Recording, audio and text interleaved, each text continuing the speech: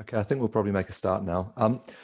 Good morning, everyone. My name is Gareth Jones. I'm the Managing Director of FairHeat, and I'm delighted to be hosting you for today's webinar towards efficient low-carbon heat networks for social housing. Today is the 1st of October. I just want to say that this presentation is being recorded and may be published. If you've got any questions during the webinar, please do get in contact with us via the Q&A session, and please post your questions. There'll be a panel discussion at the end where we'll be running through those to talk through it.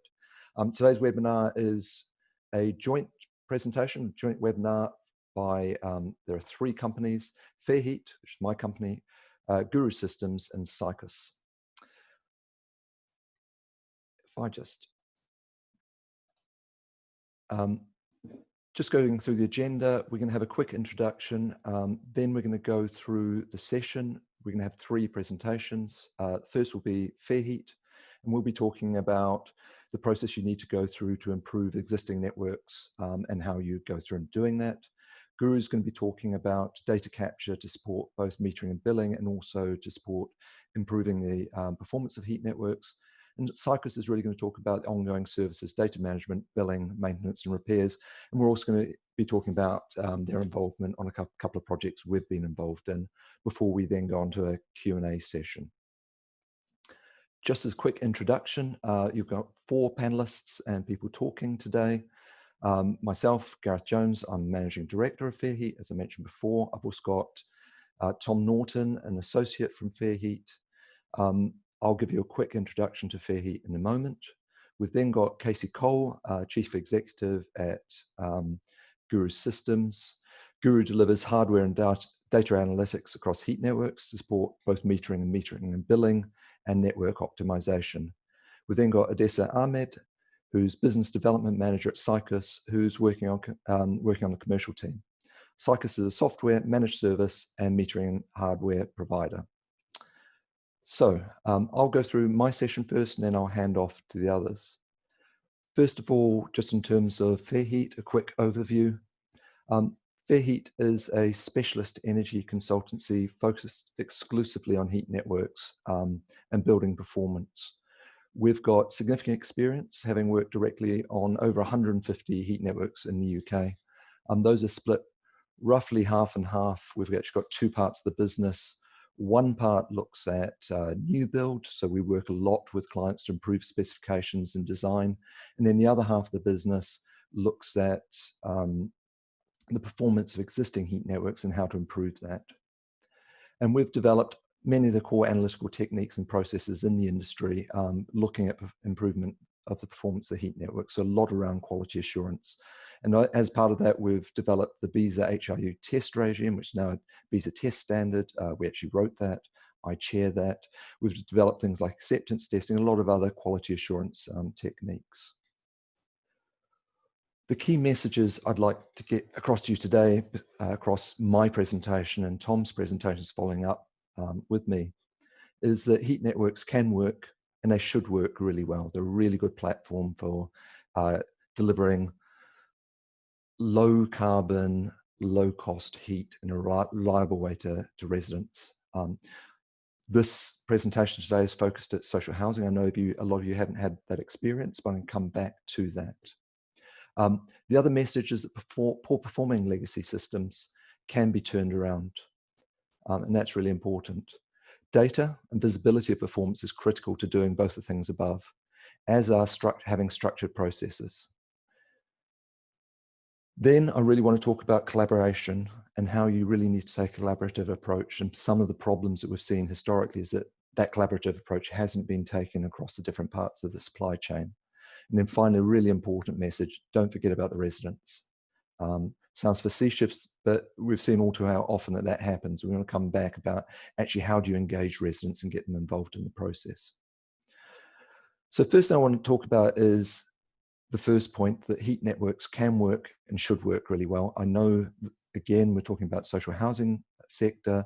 A lot of you will have heard of heat networks where there are problems. You'll have heard of things like high return temperatures and high heat losses, overheating, unreliability of systems. None of that should be happening. your system should be working really well. And there's they can work really well. And that's the point I really want to get across. And using it as an example, I want to use an example of a heat network within the social housing sector. This is a heat network that we worked on from design stage with the Guinness Partnership. And a lot of you would have heard of these sort of 80-60 networks, so 80-degree flow, and then you know that they're going to have 75-degree returns and lots of issues. This shows the flow and return temperature on a single day back in July 2018. And you can see that the flow temperature there is sitting just around about 60 degrees. So 1122, so this data is from Guru Pinpoint, in case you'll come to talk about what Guru does. But as you can see that sitting around about 60 degrees and a return temperature around about 30 degrees. It was designed as a 60-degree flow, 35-degree network. So it's actually performing better than the design, and we see that quite often. The really key thing is it does this consistently.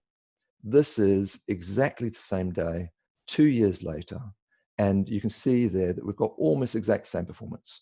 So it's 60.8 degrees at 1124. We've seen looking at 1122 before, and return temperature of 28.9 versus 29 degrees. Effectively, it's the same. It just sits there consistently performing well time after, just on an ongoing basis. And that's really important. It has low cost of heat because it's got low losses from the network, and it's really good from a reliability perspective. I think that's a really major point. Mark Moore, who's the head of heating at the Guinness Partnership, came on to a presentation. So it was our birthday event in January this year. And he talked about the scheme and the involvement. And I think this is actually a slide put up by him. And he showed a scheme where they hadn't been through the process on the left, scheme one, didn't want to name it, obviously, where they're looking about 90 callbacks per year in terms of calling people back, having to do interventions in dwellings. On the right is the Totnes scheme. So this is a couple of years after it had been running. They had, in the course of 2019, one callback. They had one repair. And I really just want to go through and read the quote on the right, which comes from Claire Taylor, who's the housing and care manager at Quayside. This is a extra care facility. And it says, since the scheme's opened, the heating system has been fabulous. Residents regularly tell me that they've never had such low heating bills. It is a wonderful system for ensuring the well-being of our residents. This is the sort of experience that your residents should be having on your schemes. And I think the message I just want to get across to you, and we're not going to have time to really go into this today, but this should be achievable and should be happening on every one of your schemes. There is a recipe for delivering high performance. And that recipe is all about starting from the start, taking a really structured approach, ensuring you've got a tight brief with clearly defined performance targets right from the outset, then being really proactive to make sure the design that you are given by your design consultants meets your brief. Take the peer review process, ensure the design is delivered when you're going through installation. Do checks, take a rigorous proactive approach to reviewing commissioning, to reviewing everything, and really importantly, have the data, test and verify. Make sure that you've set up the contracts in such a way you can go and do that. Make sure you test everything and verify all the performance before anything's handed over, and get a really, really complete evidence pack at the end, and make sure that things are closed out. If you do that and you review performance on an ongoing basis, you will have good performance. And I know a lot of people are going to come back and say, it's all very well to say this, and you can do this when you've got full control, but what about when it's Section 106? What about when you're in a joint venture? So here's another scheme. This is a joint venture between Origin, social housing provider, and Hill Partnership, who's the main contractor and developer on the scheme. And this shows an even better performance. So here we're talking about really good. This is on a worldwide scale, about as good as you get. We've got 56 degrees there, so we're dropping the flow temperatures a little bit more, and you've got 30-degree return temperatures. Here we've got heat network losses at under 70 watts per dwelling. That's, in old terms, an old incandescent bulb. That's about an incandescent bulb. Or it's very similar to the sort of heat losses you get from a cylinder, a hot water cylinder within your cupboard. So you're not going to be getting those overheating issues. You're actually going to have really low cost of heat delivery, and that's what we want to be seeing. And the important thing about that, actually, I'm just going to go back onto that in this scheme. The reason why Hill was keen to do it, and actually why we have a lot of private developers who are following this, is it actually costs less to develop schemes like this because they're not oversized, they're designed to the right size, they're not overly complex because we reduce the costs, the complexity of the system, which costs less. So it's a win-win. You actually get lower cost systems, which actually cost less to run and cost less to deliver. So in summary, heat networks can and should perform well. If your heat networks aren't performing well, please come and speak to us because there's a tried and tested methodology for ensuring that outcome. And that's going to result in lower capital costs and lower ongoing costs. And you're going to get happy residents. The other good news, which is where I'm going to now hand across to Tom Norton, is that legacy systems can also be improved. So some of those networks you might be worried about now, there are ways to improve those. And that's what Tom's going to take you through now. Thank you, Gareth. As Tom said, my name is Tom Norton. I'm an associate at FairHeat. My role at FairHeat is looking at the ongoing operation of existing systems and where systems aren't performing well, looking at optimizing their performance. So, next slide, please.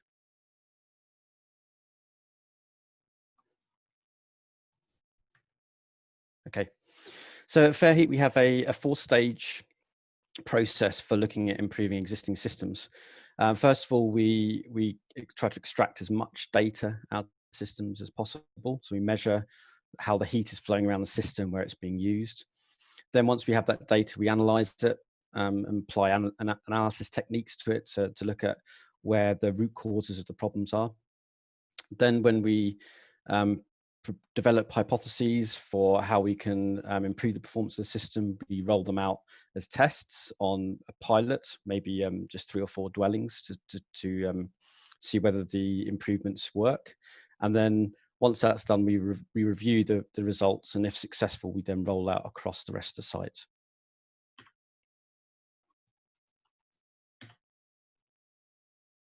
Okay, next slide.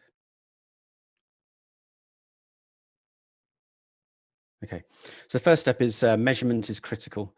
So there's a famous saying, if you cannot measure it, you cannot improve it, and we're strong believers of that at FairHeat. You typically need 2 pieces of equipment to do that.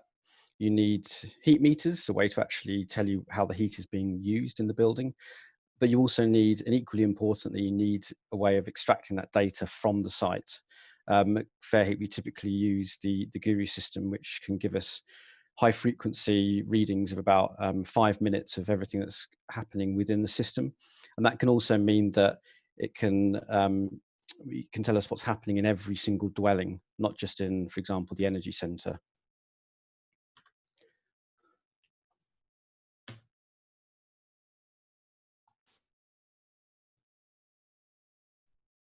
Okay, next slide.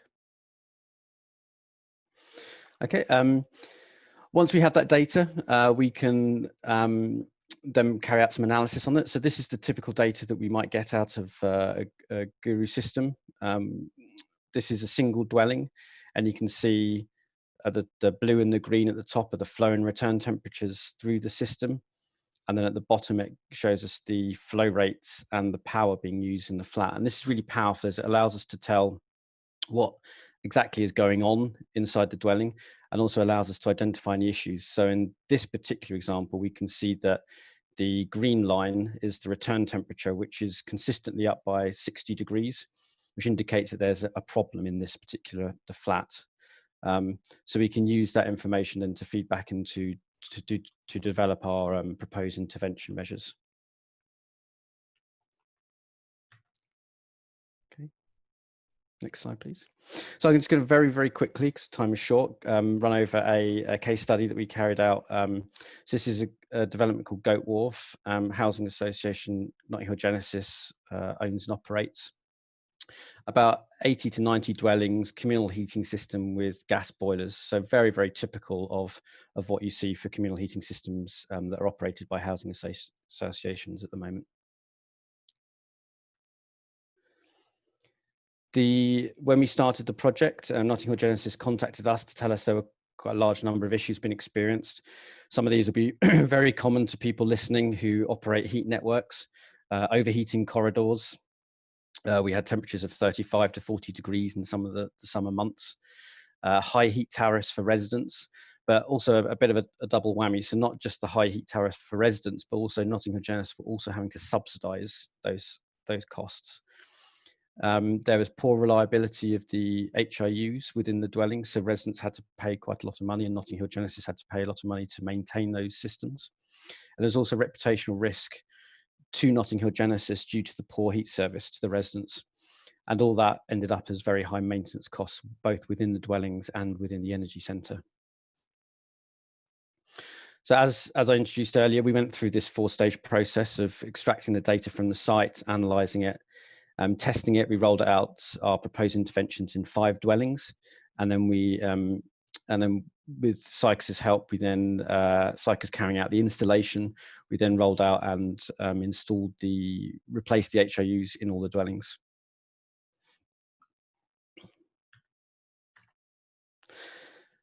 So through the analysis, we came up with a package of interventions, and they predominantly fell into 2 areas.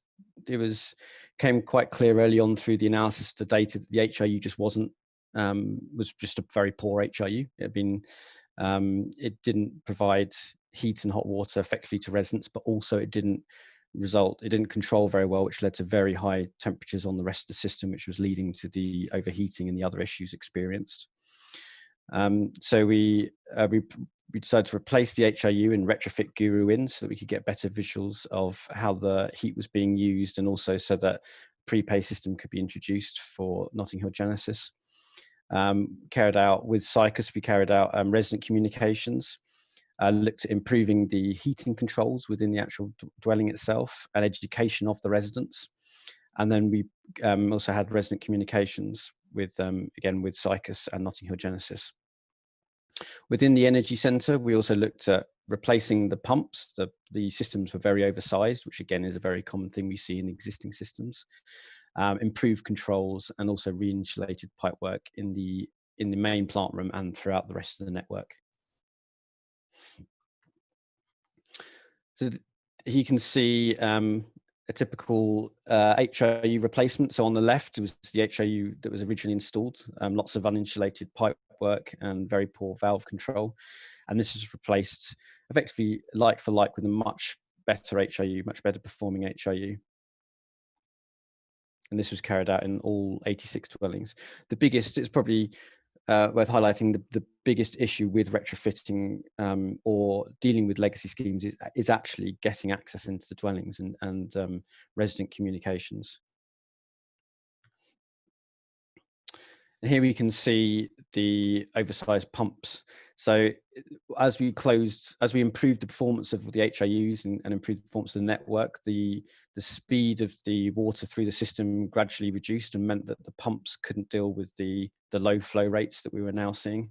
And therefore we had to replace the pumps from the large pumps that you can currently see there, the blue pumps that are currently installed, and replace them with those much smaller black and red pumps that are currently on the floor. So this was the day of the replacement.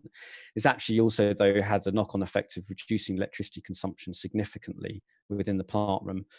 These pumps paid themselves back in about 2 years due to the reduction in electricity use.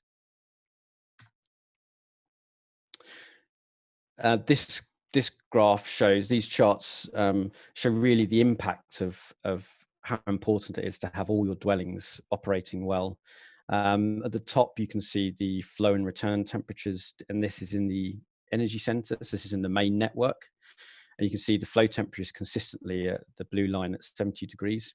The green line shows the return temperature coming back to the energy centre. And at about 2 o'clock in the afternoon, on the 21st of January this year, we replaced the last HIU, and you can see at that particular moment the return temperatures seen at the energy center and all throughout the network just dropped by 20 degrees. And that was just a single HIU causing that effect. But once you have all of the HIUs and all the dwellings working well, then you can get much, much better performance. The bottom chart tells the similar story. So it's the same time matching up the data, but here it's the flow rate seen on the main system. And you can see we have about 5 cubic meters an hour going through the system constantly. And as soon as that last HIU is replaced, then there's just a huge drop in flow rate. And then the pumps then start operating to deliver the required load, as opposed to just running at high speed all the time. The outcome, once we'd finished the works, was that we now have the primary flow temperatures at 65 degrees and the return temperature at 40 degrees. And again, this is consistent throughout the year. This particular system was designed as an 80-60 system, so 80 degrees flow and 60 degrees return. So in both flow and return, we have effectively reduced the operating temperatures by about 15 to 20 degrees. So this shows that even systems that are about 5 to 10 years old that have been designed to higher temperatures, typically because they have been historically oversized, there's great opportunity to look at reducing the operating temperatures. So the improvements as a result of the project were there were reduced heat losses throughout the entire system, and that led to no reports of overheating in corridors this summer, which is a great result for the residents. There's now much greater reliability in the dwellings and in the energy centre. And as a consequence of all those, there's much greater resident satisfaction. I've just added a couple of quotes that we've had from Notting Hill Genesis. So the first one just alluding to the fact that the system is now much more reliable, and actually they no longer have to subsidise the tariffs, and also can actually now are looking at reducing the tariffs they currently charge their residents. The second quote just outlines how important it is that you bring the residents along with the journey of carrying out the retrofit. Notting Hill Genesis just highlighting that, you know, we, along with Sycous, we worked with residents throughout the project. So finally, just the learnings from the project is high frequency data is absolutely vital from as many dwellings as you can get, as many endpoints. This really allows you to identify where the issues are, and without that data, it's incredibly difficult to tell where the actual problems in your network are. Dwelling performance dictates the heat network performance. So a lot of times we see the approach the wrong way around, where people look at the big equipment in the plant room, the boilers and the pumps. In fact, actually, it comes down to, as we saw with that graph, just a single dwelling can have a huge impact on the performance of the heat network. It's incredibly important to engage with your residents early and often. You can't communicate with them too much. If they feel like they're part of the improvement, then you get a lot more buy-in and cooperation with residents. And finally, the contractor. So in this case, the contractor was Sycous, but contractor is really important. It's no good just providing a scope of works to a contractor and ask them to get on with it. They also need to be committed to the outcomes of actually seeing an improvement in the performance of the heat network. Okay, well, thanks for listening, and I'll pass you on to the CEO of Guru, Casey Cole. Fantastic. Thank you, Tom. I think I now have control of the screen. We'll see how that goes. So I'm Casey Cole. I am the CEO of Guru Systems. We provide hardware and data analytics to make heat networks work better. Our aim is to improve performance for the housing provider, for their customers, and also to reduce carbon emissions for the planet. So I'm going to tell you a little bit about our system, and then fit that into the case study that Gareth and Tom have described, and touch on one that that Odessa, our next presenter, is going to talk about.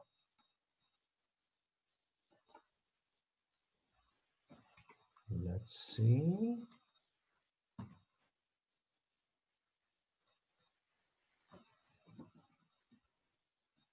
Not sure whether I'm controlling this, or I don't appear to be controlling the slides. Okay, super, thank you. Somebody's driving this thing. So first of all, our offering for sites that offer prepayment. Now, prepayment is, in case you're not familiar with it, is the approach that you would take where you want residents to be paying upfront for the heating or other on-site utilities that they use. So our standard offering is the Guru Hub 2, which you can see there on the right. These devices are installed into each home and at key points on the network, like bulk meters. They take the data from the heat meters. So Tom touched before on the two key bits of kit that you need. One of them is the heat meter that's doing the measuring, and the other one is talking to the heat meter and extracting the data. So this is the piece that's extracting that data. The touch screen on the device is an interface for the customer. So this is where the customer goes to see a real-time view of their consumption, of their account balance, their last transactions, etc. This isn't just an in-home display. So this isn't a theoretical running total. This is an electronic wallet that is the real-time view of their heat account. It monitors and manages heat, but also up to 4 additional utilities. So that might be cooling networks or private wire, electricity, boosted cold water, etc. And then these devices all are talking to each other, passing encrypted data across a wireless network to a gateway and then out to the data center. So that's the hardware that goes into the home. Once it's at the server side, then we've got, in the case of pay-as-you-go, our software as a service is called Guru Pay. This is where our clients and their service providers manage tariffs and payments. They might switch their customers between a credit mode or prepayment mode. So whether they're going to be pay in arrears or they're going to pay up front. They might, although the device will automatically enable or disable supply depending on how it's configured to do so by the operator, you can also do that manually if you need to. Crucially, customers can top up using tokens directly via the screen. So if for some reason your ADSL went down and you weren't communicating with the site, everything carries on as normal. And finally, it's worth pointing out that the data that we hold is not our data, it belongs to the client. We expose what's called an API, an application program interface, and that just is a way of saying there's an open way of talking to our system where our clients can, from their own systems, pull data out in a way that doesn't require intervention from a human being. So it's crucial that that data is able to flow then into our clients or to their service providers. Have I gained control? If not, can I go to the next slide, please? Fabulous.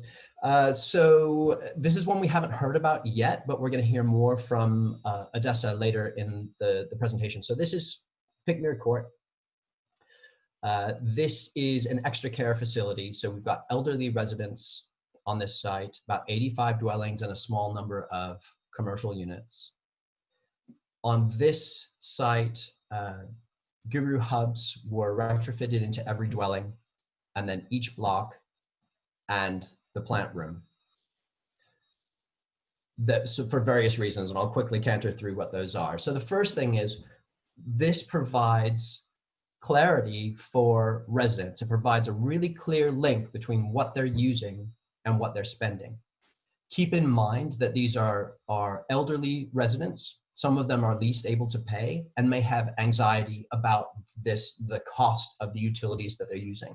We certainly don't want them to underconsume, right? So we want to make this as clear as possible so that they're using what they need and they know what they're spending. And that happens via the hub user interface on the wall. So that's the screen that's in the home. Odessa's going to tell us about some other channels of information as well. That clarity and transparency is crucial. This was the end of estimated billing. This was moving on to consumption-based billing and creating that link between consumption and spend that is so important. Guru Pay is used to support the residents and also for the housing association then to offer the services on a pay-as-you-go basis. Sycous then have their own customer portal and a customer app for those who want to use it. And that both those systems then draw data directly from Guru's API. So going back to that point that you have an automatic connection, doesn't require human beings intervention between client or service provider systems and our system.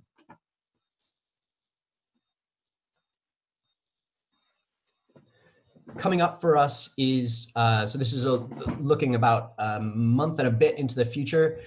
This is Guru Hub 3 Core. This is for sites that predominantly bill in arrears. The aim here, so you can see the little picture on the right there, there isn't a screen on this device. There will be in future an optional screen that can also be installed, but for right now, this is the standalone device. It's price competitive with wired M-Bus. So about the same cost as putting in the system that's typically put in today. It's got the next generation of our wireless mesh, so it goes even further, goes through more walls, even more reliable. It's also got an Ethernet-based version, so a cabled version for communications. Takes more connections, integrates with more devices. Crucially, it's not just about the metering and billing data. It brings back that 5-minute performance data that Tom was talking about, that high frequency data that you need in order to assess system performance at crucial points in its life.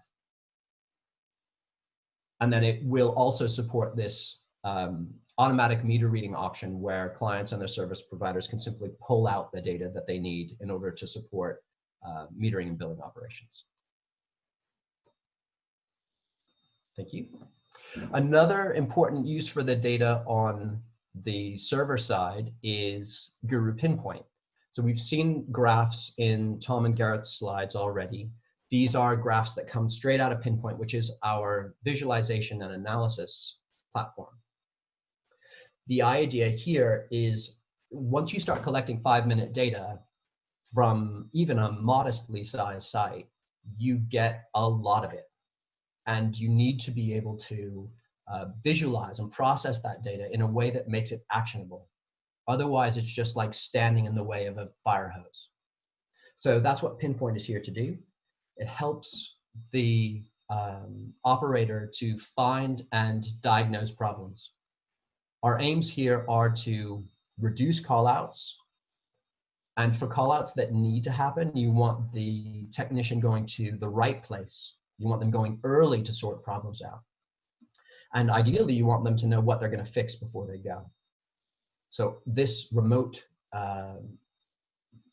visualization gives them the ability to do that.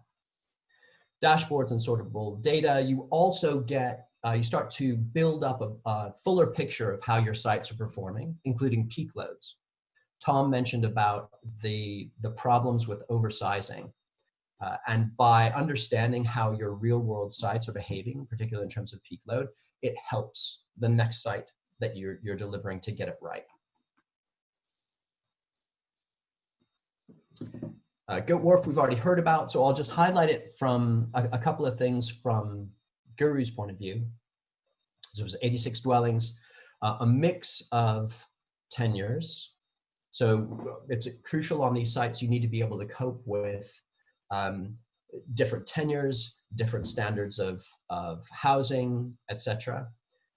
Guru was used on this site to get that information to the residents, help to manage debt risk, and then Pinpoint was used crucially to have full visibility of the performance of the heat network, both during the installation process and then on an ongoing basis. So you can see immediately the Guru Hub 2 is installed, you can see the performance in the dwelling, you can see whether that retrofit HIU is doing what you expected it to do, you know that the commissioning has been properly carried out, and then you can observe the system in operation.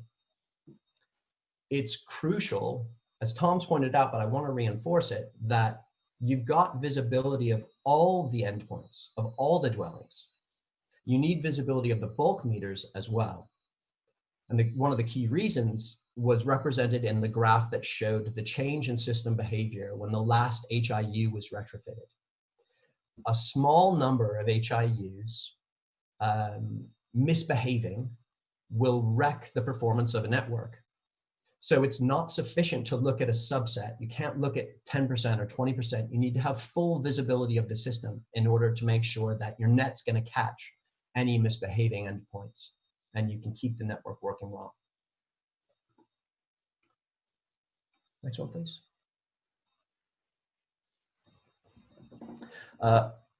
Just to point out another product release. So soft launch was earlier this year. It's in use on a number of sites, and then full launch is later this year. That's Guru Verify. The point at which a dwelling is commissioned, so when the HIU and the systems inside a dwelling, is absolutely crucial. If we get that right, then, and we don't have to go back into that dwelling later, then our network has got a solid foundation and we can ensure that it works well down the line. But if we get commissioning wrong, it's very difficult to recover. It takes much deeper interventions to go back and sort out. It is sortable, as Tom said, but it takes more time and effort. So what we have to do is make sure that commissioning is done right. This is recognized by CIBC and the ADE. And in the new release of the Code of Practice for Heat Networks, CP1 2020, something called acceptance testing becomes mandatory.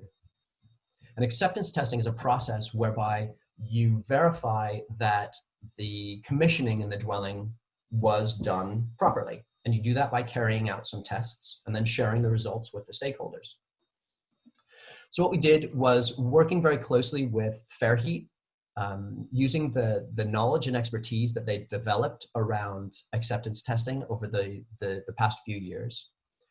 We built that know-how into an app and a web app that allows a technician to go into a dwelling, carry out these tests, collect this data very quickly, and then via the backend for all of the stakeholders to have access to that information. So it's clear to everyone that the tests have been carried out and what the results are. From a local authority or housing association point of view, this means that the process is transparent and you can hold your supply chain to account. You know you're getting what you paid for. Without this, you'd be relying on commissioning certificates.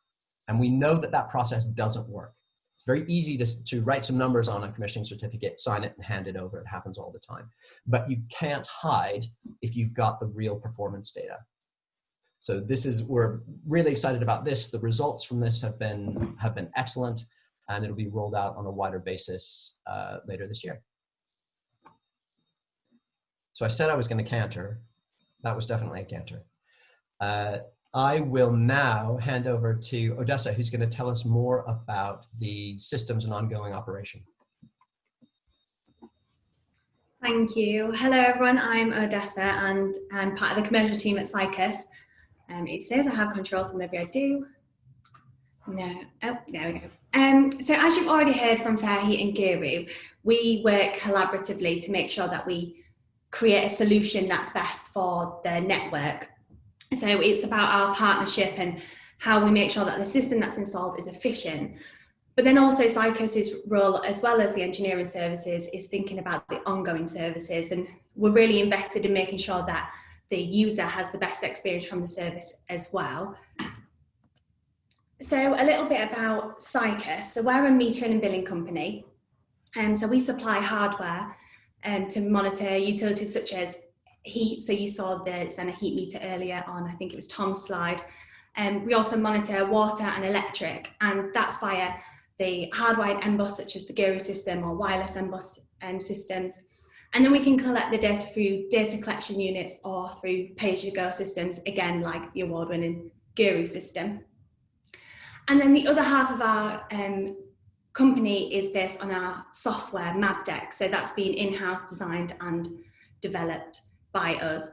So there's a few of our logos there at the bottom. So we're backed by the Bernard and Manol Zenna Group. There's the My Sycous portal and MabDeck portal, which is completely owned by us. And then there's our partnership with the HIU service company, where we provide the engineer services for HIU services. So from these partnerships, we have been able to provide the hardware and supply ongoing services through our software to over 200 organisations, and that's in the UK, Europe and the Middle East. That's housing associations, local authorities, and across the private sector. And Mabdec's now generating over 50,000 invoices every month and managing over 1 million meter reads. And again, Mabdec is designed, developed and owned by Sycous, so it's constantly monitored. So what I wanted to talk about today was our billing service, so our managed service. So this is a fully outsourced billing service where it removes all internal responsibility to manage this, so collecting the data from the Guru units and managing that on your behalf. We recognise that in some organisations there may not be the resources to complete these billing services in-house, and by outsourcing it to Sycous means that we can focus 100% on making sure that the user experience is the best it can be. So a little bit about our billing service and the process it follows. It always starts with onboarding. So this is the key point, and it's been mentioned throughout, and that's customer engagement, the user engagement. So this is where we hold the engagement resident meetings like we did at Picnic Court. It's also where we offer out the user guides so people know how to use their Guru hubs, and also the welcome letters so they know where to find further information about heat networks or their specific network. It's also where we support the client with setting up their network and their tariff management and ongoing monitoring of that, and then also putting an onboarding manager in place for clear communication throughout. Another really important part of our billing process is meter data management. So this is completed before a statement is generated, and it considers the data that's site specific. So it's looking at the trends that are typical for a scheme. And then we use automation via Mabdec for validation alarms. So it will tell us and highlight to us if a resident is using an excessive amount compared to their typical trends, and it will also tell us if they're not using as much as normal. This could just be that the resident is using more than normal, and that is an opportunity to offer some energy saving advice and improving the user experience.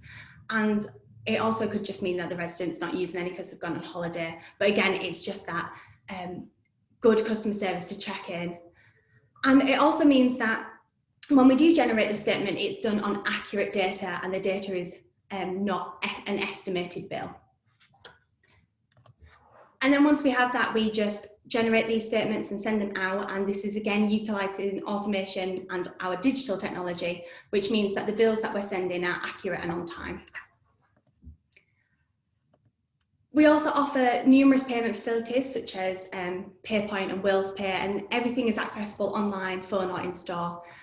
And we're also always accessible, so for your normal functions such as email, phone, but also online, live chat and social media. And then we also have a really tried and tested credit control procedure in place to proactively reduce bad debt. So although we're monitoring the data on your behalf, it is still your data. So we're really transparent about making sure that you also receive all the training to use Mabdec and can monitor at any time. So if we've had any conversations with the resident, we include notes on their account, so you can log in and monitor that as you need to, more like a CRM, and you'd never have to request data from us.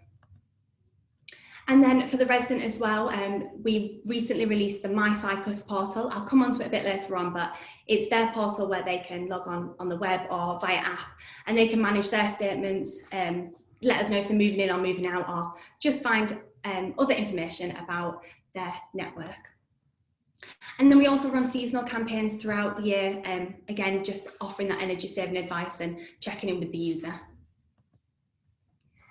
So our support team strive for world-class customer service, and that is at any point of engagement with a resident or client. So that, I know earlier Tom mentioned about gaining access when we're doing those retrofits, and being able to provide that really good customer service means that we're more likely to gain access to these properties, complete the retrofits, and then for the ongoing services as well.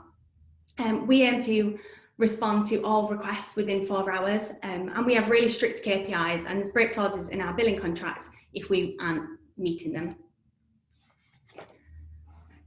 So throughout, you've heard about how we can make sure the system is really efficient, but Sycous really believe that that's also making sure that the ongoing services are really efficient, making sure that your billing, your maintenance and any of your repairs, they're all working in harmony. So it means that the residents and their experience of using a heat network should be the same or better than gas and electric services. So we regularly review all of our feedback, and I'll come on to that a bit later on about our consumer journey review. And it means working really closely with the client to understand the needs of the site as well. So this is something that we did at Pick Me a Call, which Casey mentioned earlier. And what we realised is that when we did these resident engagement meetings, we would need live demonstrations of the equipment, we would need the user guides in different fonts or languages or letter sizing.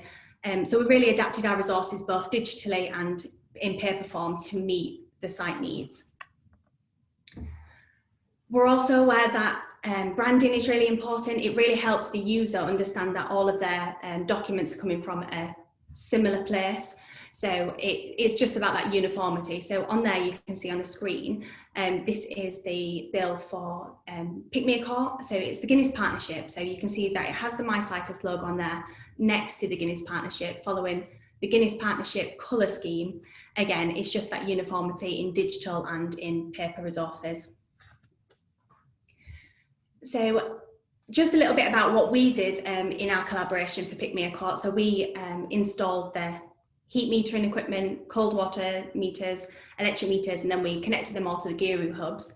We also commissioned the network. So whilst we were commissioning the network, that data was going directly onto MabDeck immediately, which meant before billing even began, we had a really good opportunity to start monitoring the data and also tailoring the information prior to the residents receiving anything. So we worked really closely with Guinness during the first billing run and have done for ongoing support. And MabDeck's been designed to be really easy to use in-house, so it can be moved in-house whenever it is needed.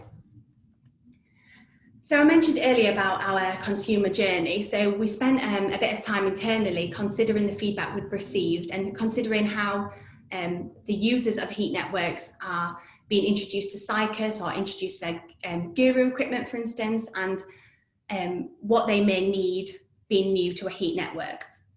So we thought that the best thing that we would need to release would be their own portal where they can manage their own account and review their own statements. So I'm just going to play a little video through. So this is the My Sycous portal. So on here you can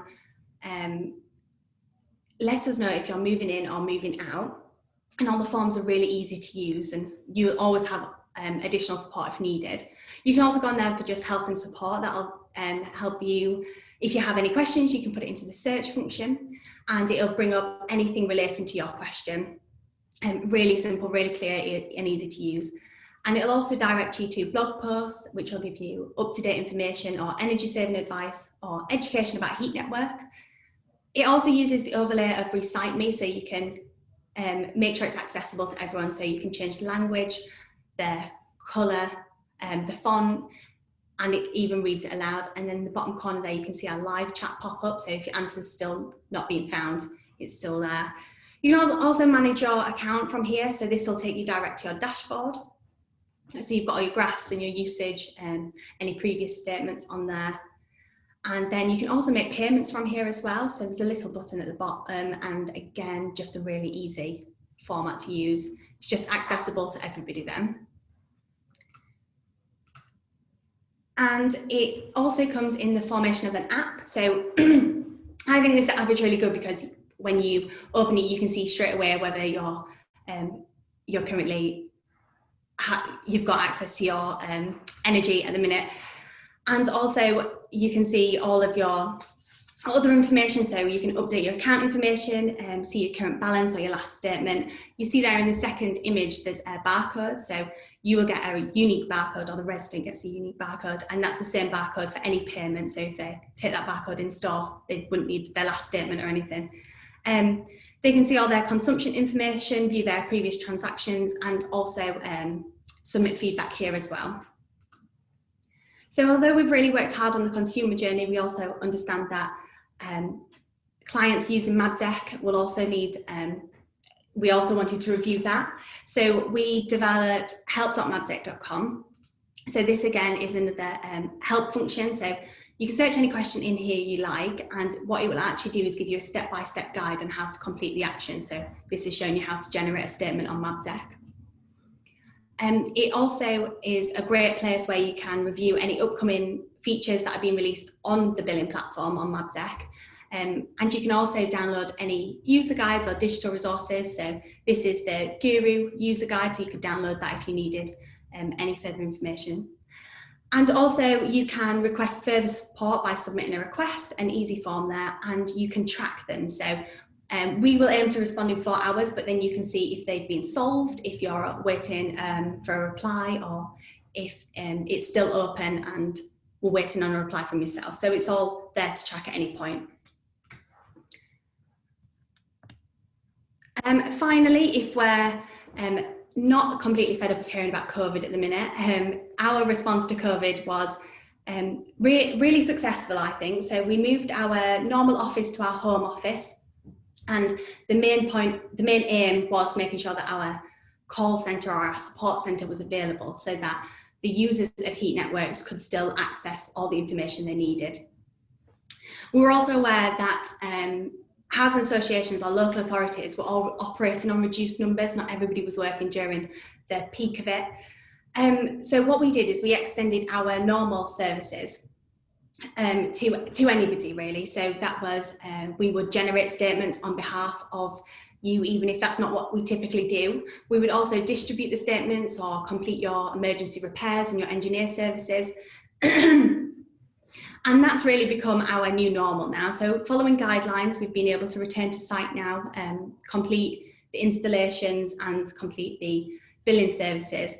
And we will continue to do so within the guidelines.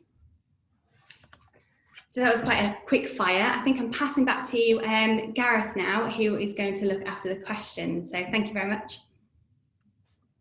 Thanks a lot for that, Adessa. Yeah, so we've got 4 of us on the panel. I'm conscious on time, so I'm actually just going to jump straight into the questions. Before I start, just want to say that we're going to be distributing all the slides via email. There will be also alongside that a handout from FairHeat just going through what the effectively the recipe on how do you, with the process you need to go through to make sure that you deliver heat networks that work. And then there are going to be 2 case studies, one for Wharf and the other for Pickmere. So if I just jump through now to questions, we've got one here from Jason Crawford. It was the first one to come through, City of London. And the question was, during the design and delivery, at what key stages should you undertake acceptance testing? I'll probably field this one first, and then anyone else feel free to jump in. The acceptance testing itself should be carried out during the commissioning process as, for example, heat interface units in dwellings, as dwellings are commissioned before handover. So effectively, contractors should go through, set up their HIU and say, okay, we're now ready to hand over, and then the testing should go through during that period, well before you're looking at residents moving in. The whole process should actually start back right at design. What you should really do is at design stage, go through, establish what are the design criteria, actually what are the performance criteria at that point. Then when you come through, and this is part of that whole building trust, you need to sit down with the design consultant, your contractor, the client, yourselves, and whoever's doing the testing, hopefully FairHeat, around a table, go through the process and agree, okay, what are the test criteria and what's the process that we need to go through? You then should go through, ideally do some initial testing and really just confirm that's all working before then rolling that process out. So I hope anyone else want to respond on that? Just to add to that, as you're going through that process that Gareth's just describing, you'll need to establish what your KPIs are. What is it that you're going to measure and what's good enough? It's essential that you're setting those in a way that allow you to measure them at, for example, commissioning, as Gareth was just pointing out. This mustn't be metrics that need to wait until people have moved in. You need to set your metrics so that they can be measured using data. You can verify that everybody has done their job, and then you can go through practical completion and into operation. Thanks for that. I'm going to come down to another one. I think this one's pretty directed at Tom. You've talked about improving heat network performance. How do you go about decarbonizing older heat networks, which is a really interesting question. Yeah, so I think I mean, decarbonizing heat networks at the moment is looking like it's going in you're going to be doing one of two things. You're either going to be electrification of your heating system, so heat pumps. I'm sure you've all heard a lot about air source heat pumps, ground source heat pumps, or you'll be connecting to a low carbon district heating system in the future. In either of those cases, the primary concern that you have is to reduce the temperatures of your existing system. So as we looked at the Goat Wharf example, designed 80-60, but actually one of the lucky byproducts of the fact that so many systems have been oversized historically is that it gives us a great opportunity to reduce those system temperatures and bring them down to the temperatures in into the region that heat pumps will operate in, so around 55, 60 degrees. Great. Anyone else? Casey, Odessa, do you want to come in on that? I just point out that there is sometimes a false argument set up that there's a tension between heat networks and electrification. So we know that the carbon intensity of the grid has dropped and needs to continue to drop over time. We may use more electrification of heat, but it's a false choice to say that it's either heat pumps or it's heat networks. Heat networks are just a way of delivering low and zero carbon heat from the energy center to the dwellings. And so what we'd expect to see in the future is larger scale heat pumps, for example, going into energy centers and then delivering that lower temperature heat over the same network that's already in place. So the network needs to be technology agnostic and allow for more low carbon technologies to be used in the energy center. Yeah, that's a really excellent point. And I think quite often people talk about heat networks as though they're synonymous with CHP systems. When we look across Europe, often, when we, for example, looking to Sweden, they managed to use heat networks and decarbonize them over the time. And heat networks, so if we look at heat pumps, there are actually thousands of megawatts of heat pumps installed on to heat networks in Sweden in the 1980s. So this isn't new technology, this is back. We've got 40 years track record on that. So no, that's a really good point. Odessa, there's a question here for you. Odessa, can we outsource some of our networks while still managing some ourselves? Yes. So when we designed our managed service, it was about making sure it was flexible. So especially when housing associations, they may merge sometimes. So this is something that happens with the Anchor Hanover group. So Anchor was already on Mabdeck managing it themselves. And when they merged, they couldn't then start managing all of them. So we manage most of theirs as a managed service, and the others, they use Mabdeck to manage themselves. So yes, absolutely. Great. I'm conscious on time. I am going to take a question or two. We understand some of you need to drop off, but since we've got a few more questions, I think I'll just take a couple more, and forgive us for running over a couple of minutes. Got a question here, which is a great question from Bob Barnes. It only takes one poor HRU to ruin system performance. It is very difficult to get into apartments to service HRUs. Do you have any advice for this? Tom. Yes. So I'd say if you haven't built the system yet, then the advice would be get your HRU and equipment external to the dwelling. So that's the biggest thing you can do. Being able to put your HRU external so that it can be maintained without having to get access to the dwelling massively reduces your maintenance overheads through the whole lifetime of the development of the heat network. But if you've got a system with HRUs installed internally, then it's typically a carrot and stick approach, I think, is probably the most effective. So you have to give the residents incentive to want to engage.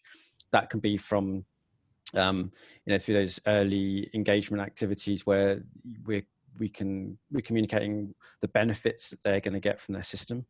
But you'll always find, we always find, there's some residents that may not quite buy into this. otherwise, I mean, the sticks can be things like tariffs, more complex tariffs, where you can look at if someone is not allowing you access into their dwelling and they've got an HIU that's poorly performing, then you can put a levy on how much volume of water is going through their system. One way to do a carrot and stick approach to that is to tell them that that's going to happen. Give them 3 months. Tell them that in those 3 months you'll happily come in and fix that system for them for free, and they won't have to incur any charge. But if they don't respond, then after 3 months, then they will start incurring higher charges. So that's one approach. And again, stealing a lot from our Scandinavian neighbours, that's something that's quite effective in Denmark and Sweden. It's quite a common approach there. Just to add to that, Jen, just to reiterate to what you were saying about the carrot and stick approach, I guess. So I think it also comes down to the engagement. I know we spoke about it a lot about making sure that we're speaking to the users frequently, and I think Gareth mentioned the other day that you could never speak to them enough. So it's about making sure that we're on site maybe a few weeks before, and we're putting up the posters around to say, look, this is the work that's come in, and just giving them the heads up and holding the engagement meetings so they can actually see what's going into their property before it happens. So I think it's all the pre-planning and making sure, I know our support team are extremely friendly on the phone, and just it's about giving that clear communication from the start. Great, thanks for that. I'm just going to take one last question, and we've actually got two which are effectively nested together. We've got one question: some of these improvements sound expensive. Do they stack up financially? And then Bob Barnes: replacing all HIUs on a system is very expensive, probably about $1,500 per flat. What sort of paybacks are we talking about? Tom, do you want to? So first of all, yes, it has to work economically for it to be viable, and the payback will depend a lot on how poor the HIUs are performing and how poor the heat network is performing. We've recently been working with Bays on a project looking at 10 existing systems and improving the performance. As part of that work, we put together a financial business case for every single one of those 10 projects to look at how they can optimize the performance of their system. Not all of the results of that were to replace HIUs. There's lots and lots of other things that you can do to improve the performance of the system. But where the HIUs really are the critical element of the poor performance, then you can see we've seen paybacks of less than 10 years, so about 5 to 10 years. But again, it's really we would have to carry out through our process would carry out a cost benefit analysis of that particular intervention measure for that specific heat network.